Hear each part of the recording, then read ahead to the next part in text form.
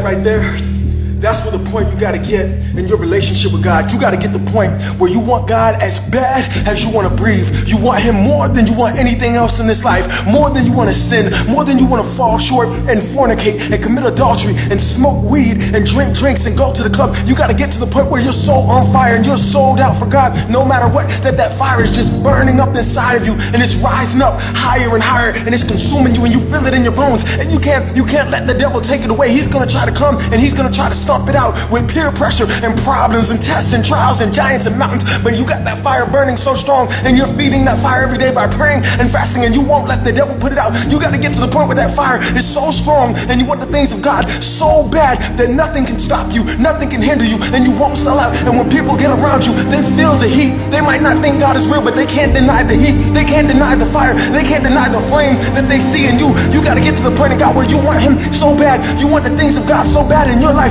You want them as bad as you want to breathe. You want to preach as bad as you want to breathe. You want to be used as bad as you want to breathe. See, Marcus, why are you so fired up for God? Why are you so fired up? Because I was in the world. You got to get to the point where you realize the devil has nothing to offer you, nothing to offer you at all. I went to the club. I slept with the women. I went out there and did my thing, and it left me empty, and it'll leave you empty. Nothing can fill you like the fire of God. Nothing can consume you like the passion of God. Nothing can complete you like the fire of God. See, God, when He formed you, He created you with purpose. He created you to be used, and the devil's gonna do anything he can to hinder you, to stop you, and try to destroy you. But you gotta get to the point where your mind is made up that no matter what is going on around me, no matter who's talking about me, I don't care what they say. I don't care what's going on in the news. I'm sold out for Jesus Christ. I don't care what the rest of the world is tolerating. Nothing is gonna put out my fire. Nothing is gonna stop me. Nothing is gonna hinder me. I'm sold out for Jesus and I'm unashamed. You gotta get to the point where you just don't care what people think.